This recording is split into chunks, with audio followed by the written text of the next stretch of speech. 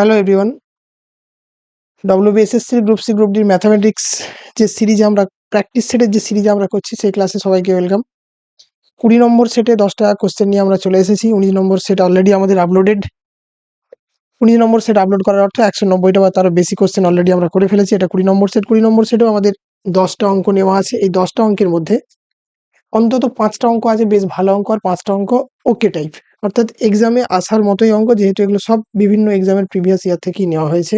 তো প্রতিটা অঙ্কই ইম্পর্টেন্ট। অঙ্ক সবকিছু কঠিন আসবে না, কিছু কঠিন কিছু সহজ মিলিয়ে আসবে। আশা করি সবাই যারা যারা এই ভিডিওগুলো দেখছে তাদের যথেষ্ট উপকার হবে বলেই আমি আশাবাদী। আমি 20 নম্বর ভিডিওর প্রথম অঙ্কে সরাসরি চলে যাচ্ছি। কোনো পরিমাণ টাকা চক্রবৃদ্ধি হারে সুদে 6 বছরে 2.5 গুণ 2.5 গুণ হয়, ওই একই পরিমাণ টাকা 18 বছরে কত গুণ হবে? এটা চক্রবৃদ্ধি সুদ যাদের বেসিক আইডিয়া আছে, যে জিনিসটা এখানে মনে রাখতে হবে যে টাইম গ্যাপ। কি মনে রাখতে হবে? টাইম গ্যাপ যদি ইকুয়াল হয়, অর্থাৎ সময়ের পার্থক্যটা যদি ইকুয়াল হয়, তাহলে কি হবে এখান থেকে? কত গুণ বাড়বে না, একই রকম বাড়বে, অর্থাৎ সেম রেশিওতে বাড়বে। সেম রেশিওতে বাড়বে। Same ratio, increase or decrease, increase or decrease. এর অর্থ কি? যদি কখনো বলা থাকে যে 3 বছরে ডবল হয় 2 গুণ, তাহলে 6 বছরে কি হবে? এইটা যা এলো সেটা আবার ডবল হয়ে যাবে। অর্থাৎ 100 যদি 200 হয়, 200 তখন 400 হয়ে 4 গুণ হয়ে যাবে। আবার 3 বছর পর কি হবে? এই টাইমের গ্যাপটা কি? 3। টাইমের গ্যাপটা কি? মানে এটা আরো 3 বছর পর 9 বছর হবে, এটা তখন 8 হয়ে যাবে। অর্থাৎ ইকুয়াল টাইম গ্যাপে একই রকম ভাবে বাড়তে থাকবে, ওই যে খানিকটা জিপি এর মতো বা একই রেশিওতে বাড়বে। এবার অঙ্কে ফিরে আসছি। 6 বছরে 2.5 গুণ হয়েছে, 6 ইয়ার্স। 2.5 গুণ হওয়ার অর্থ কি? 2 পূর্ণ 1 এর 2, অর্থাৎ এটা বলতে পারি আমরা 5 এর 2 গুণ। 5 এর 2 গুণ হওয়ার অর্থ যেটা 2 ছিল সেটা কত হয়েছে? 5। এটা কত বছর হয়েছে? 6 বছরে। জানতে চেয়েছে কত বছরের? 18, অর্থাৎ আবার একটা 6, আবার একটা 6, 3 বার হয়েছে। এগেন এইটা যেটা 2 গুণ ছিল সেটা 5 গুণ হবে, যেটা 2 গুণ ছিল সেটা 5 গুণ হবে। আমরা কিভাবে জিনিসটাকে করছি? দুরকম ভাবে করা যায়, সেটাও আমি 3টেই দেখিয়ে দিচ্ছি। একটা কি না, এই ঘটনাটা কবার ঘটছে না, অরিজিনালি যা ছিল একবার, এখানে একবার, এখানে একবার, টোটাল ঘটনাটা 3 বার ঘটছে। এখানে যদি 5 এর 2 হয়, তাহলে এখানে কি হবে? 5 এর 2 স্কোয়ার, এখানে হবে 5 এর 2 এর কিউব, অর্থাৎ কি আসবে? 125/8। এটাকে আমি অনেকটা বুঝিয়ে বুঝিয়ে করাচ্ছি। এইভাবে আমরা করতে পারতাম যে এটা 6 ইয়ার 6 ইয়ার 6 ইয়ার্স, কি রেশিওতে বাড়বে? 2 থেকে 5 হবে, তবেই তো 2.5 গুণ হয়। এই ঘটনাটা 3 বার ঘটেছে, 3টে 6 বছর আছে বলে। 3 2 এ 8, 3টে 5 এর গুণ করলে 125, অর্থাৎ 8 থেকে 125 হয়েছে, কত বেড়েছে? 125/8। এইখানেও আমরা একই জিনিস পেয়েছি, 125/8। একই রকম ভাবে দুটো আলাদা পদ্ধতিতে একই অঙ্ককে আমরা করলাম। এর উত্তর এলো অপশন এ। খুব ভালো অঙ্ক, বুঝে বুঝে করা দরকার, ধীরে ধীরে সুস্থে করা দরকার। এই অঙ্কের এই কনসেপ্ট কাজে লাগিয়ে অনেক অঙ্ক আসতে পারে।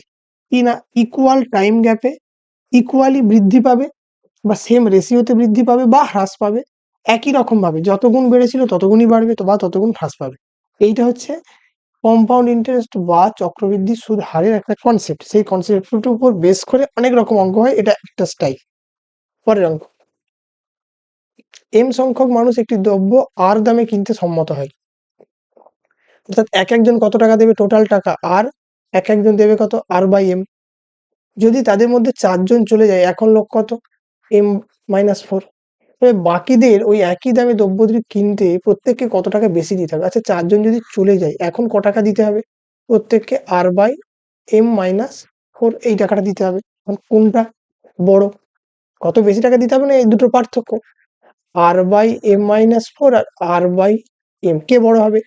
নিচেটা যার ছোট, একই জিনিসকে ভাগ করছি, এটা নিচেটা ছোট, M-4টা ছোট, অর্থাৎ এটা বড় হবে। তাহলে আমরা কি করব? এই দুটোর মধ্যে ডিফারেন্স, অর্থাৎ মাইনাস করব। যে এটা বড়, এটা থেকে এটা মাইনাস হয়ে যাবে। মাইনাস হলে কি করব? নিচেটা M×M-4। আমরা এখান থেকেই উত্তর করে দিতে পারি। নিচেটা কি আসবে?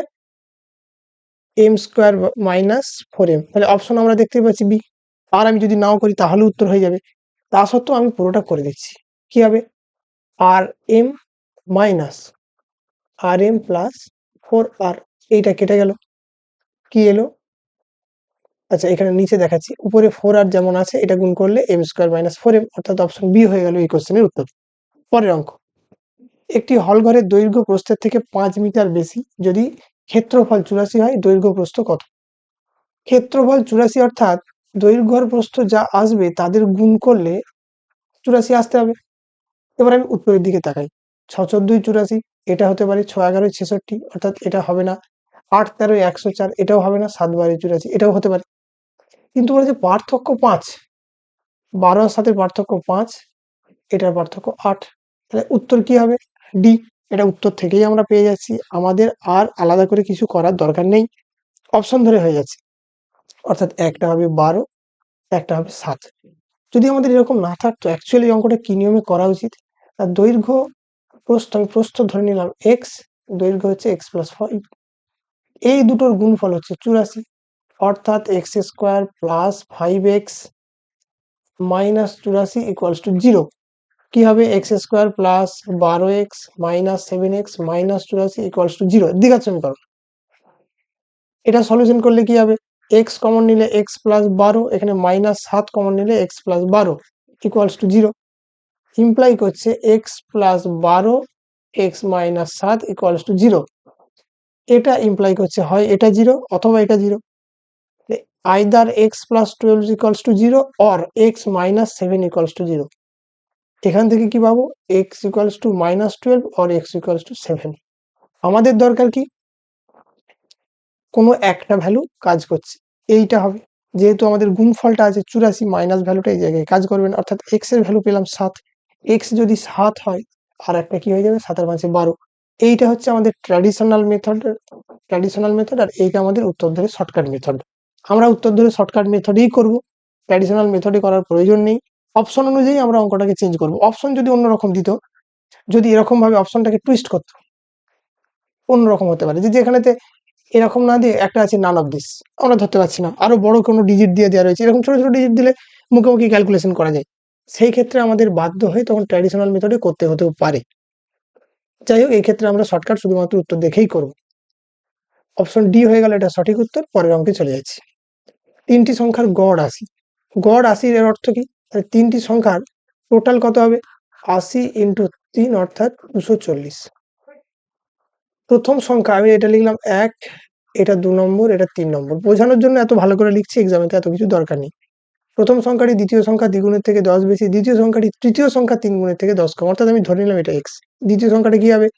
তৃতীয় সংখ্যা 3 গুণের থেকে 10 কম, 3 গুণের থেকে 10 কম। প্রথম সংখ্যাটা কি বলা আছে? দ্বিতীয় সংখ্যা দ্বিগুণের, অর্থাৎ 3x মাইনাস 10, এর থেকে আবার 10 বেশি। তাহলে এটুকু তো বলতে পারি যে এদের টোটালটা কি হবে? 240। তিনটে সংখ্যার যোগফল। এবার এক্স গুলো কি হবে?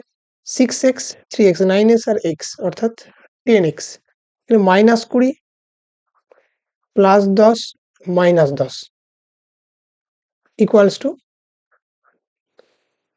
মাইনাস ছিল 20 প্লাস 10 মাইনাস 10, তাহলে এইগুলো পার্টটা কেটে গেল, তাহলে x ইকুয়ালস টু পেয়ে গেলাম আমরা 20। আচ্ছা, এই জায়গাটায় ভুল হয়েছে, একটা একটা 10 ছিল।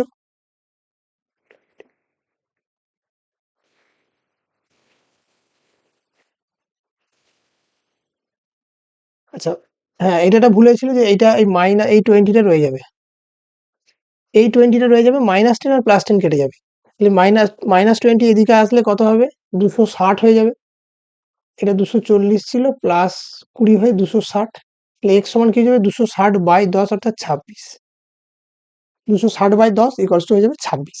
শুরু আমার এখানে করাটা একটুখানি ভুল হয়েছিল, এটাকে আরেকবার আমি লিখে দিচ্ছি যাতে ভুল না হয়, ক্যালকুলেশনে ভুল হচ্ছিল। 2x ইন্টু, অর্থাৎ এটা হয়ে যাবে 6x minus 20 plus 10 plus 3x minus 10 plus x equals to 240। এই মাইনাস 10 প্লাস 10 কেটে গেল, এই মাইনাস 20 ডান দিকে এসে এটা হয়ে যাবে 260, আর এটা হয়ে যাবে 6 3 9 আর 1 10x। এখান থেকে x পেয়ে যাবো 26, সব থেকে ছোট এটাই। বাকিগুলোর থেকে বোঝা যাচ্ছে 3x, অর্থাৎ x এর সাথে গুণ করে 10 বাদ দিতে হবে। এই ক্ষেত্রে এটাও বড় হবে, অর্থাৎ উত্তর হয়ে যাবে সব থেকে ছোট সংখ্যা 26। বাকিগুলো আমাদের এক্ষেত্রে কাজে লাগবে না। পরের অঙ্ক, কোনো টাকা সরল সুদে 3 বছরের জন্য বিনিয়োগ করা হয়, যদি সেই একই পরিমাণ টাকা 1% বেশি সুদে বিনিয়োগ করা হতো 5,100 টাকা বেশি পাওয়া যেত। এর অর্থ কি? 3 বছরের জন্য 1%, তাহলে মোট কত পার্সেন্ট? 3%, যেহেতু এটা সরল সুদ। এই 3% সুদের পার্থক্যের জন্য ক টাকা বেশি পাই? 5100। অর্থাৎ এই 1%টা কি হবে? 3 দিয়ে ভাগ, 17 51, 1700। 1% যদি 1700 হয়, 100% কি হবে? 1700 গায়ে দুটো শূন্য, অর্থাৎ অপশন বি হয়ে যাবে এই কোশ্চেনের উত্তর। পুরো টাকাটা 100%।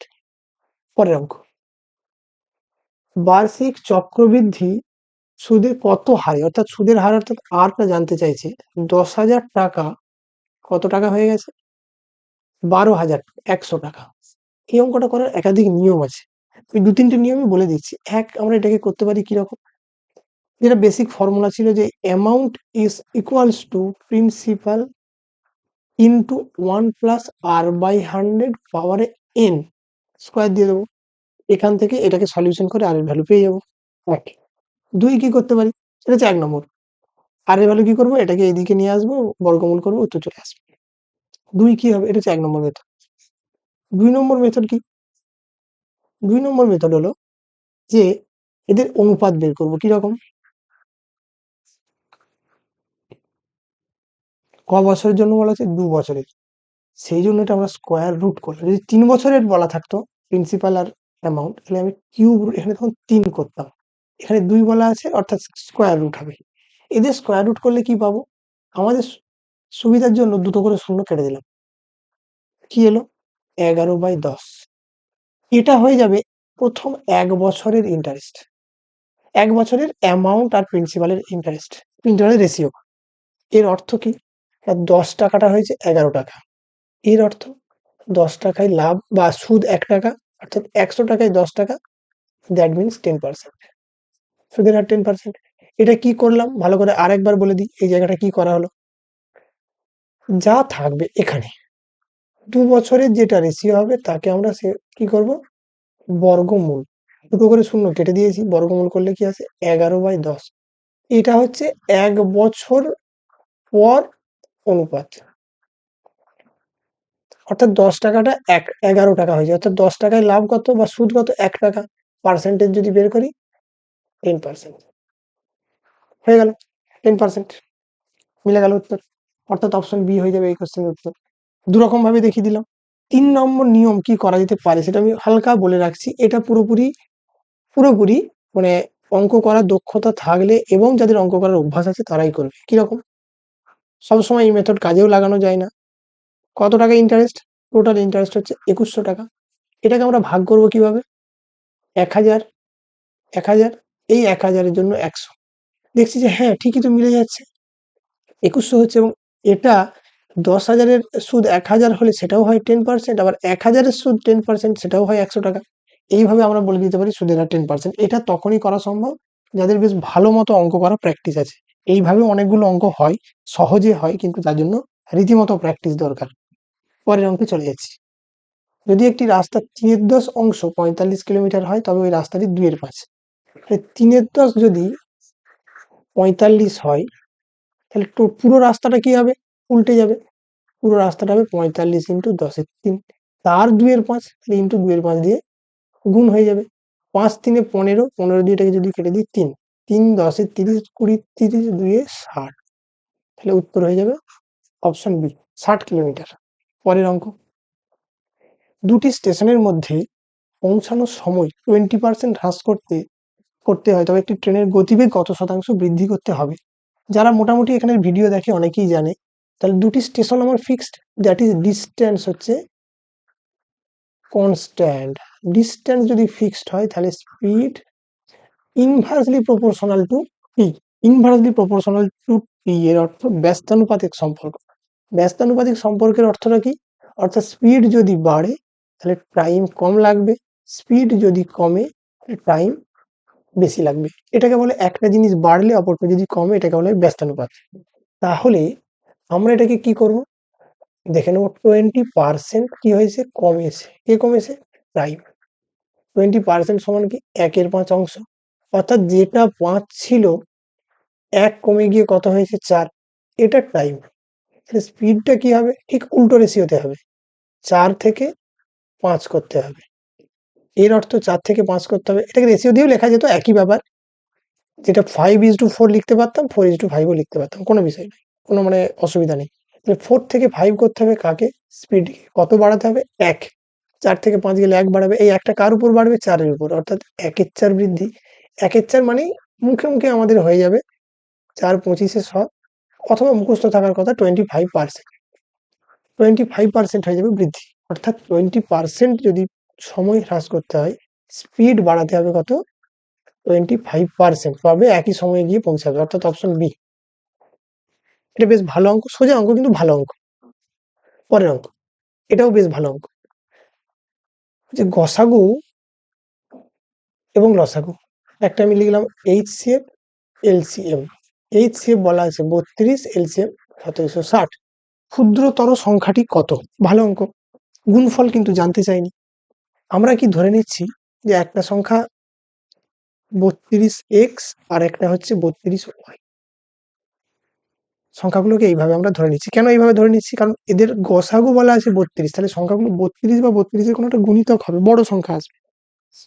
এখন তাহলে একটা সংখ্যা যদি 32 আর একটা যদি 32x আর 32y, এদের এই দুটো সংখ্যার লসাগু কি হওয়া উচিত, হওয়া উচিত 32xy, এদের লসাগু হওয়া উচিত। যদি সংখ্যাগুলো আমাদের 32x আর 32y হয়, এদের লসাগু হবে 32x আর 32y।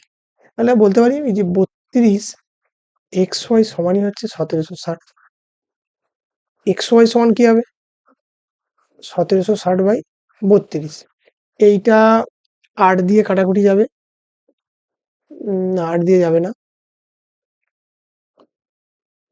2 দিয়ে যদি কাটি, আচ্ছা 16 দিয়ে কাটি, 16 2 16 1 কে 16, 110। 2 দিয়ে যদি কাটি 55, 5 5, অর্থাৎ x y এর ভ্যালু যদি 55 হয়, কি কি হতে পারে, x আর y এর ভ্যালু, একটা 5 আর একটা 11, আর কিছু হওয়ার কোনো জায়গা নেই। তাহলে সংখ্যা দুটো কি হবে, এর সাথে যদি 5 গুণ করি এটা হয়ে যাবে 160, আর এর সাথে যদি 11 গুণ করি 2 5 3 352। আমাকে জানতে চাইছে ক্ষুদ্রতর সংখ্যাটা কি, ক্ষুদ্রতর সংখ্যা 160, দুটোর মধ্যে যেটা। পরের অঙ্ক, এক ব্যক্তি একটি দ্রব্য 5% লাভে বিক্রয় করলেন, যদি 5% ক্ষতিতে বিক্রয় করলে যে অর্থ পেতেন তার থেকে 15 টাকা বেশি পেলেন। অর্থাৎ 5% লাভ প্রফিট আর 5% লস, এদের ডিফারেন্স কত, তাই এইখানে যদি তার ক্রয় মূল্য হয় 5% প্রফিট আর 5% লস, এদের ডিফারেন্স কি হবে 10%। এই 10% সমানই কত বলা আছে 15 টাকা। ক্রয় মূল্য কত না 100%, 100% এর ভ্যালু কি হবে 10 থেকে 100 কিভাবে এসছে 10 মাল্টিপ্লাই করে, তাহলে এটা আসবে 15-এর সঙ্গে 10 মাল্টিপ্লাই, অর্থাৎ 150 টাকা। Option B. 5% লাভ আর 5% ক্ষতি, এদের পার্থক্য হচ্ছে 10%, 0 নয় কিন্তু, কারণ একদিকে লাভ, এটা যদি সিপি হয় একদিকে লাভ চলে যায় একদিকে ক্ষতি, এদের ডিফারেন্স হচ্ছে 10%, 0% কিন্তু নয়। তাহলে 10% সমান যদি 15 টাকা হয়, 100% হবে 150 টাকা, অপশন বি। এটাই ছিল আমাদের 10 নম্বর অঙ্ক, লাস্ট অঙ্ক। 19টা ভিডিও অলরেডি শেয়ার করা আছে, এটা 20 নম্বর ভিডিও। আশা করি সবারই যথেষ্ট কাজে লাগছে এটা। যদি কারোর কোনো টপিকের উপর অন্য ভিডিও প্রয়োজন হয়, কমেন্ট করে জানালে সেটা আমরা চেষ্টা করব।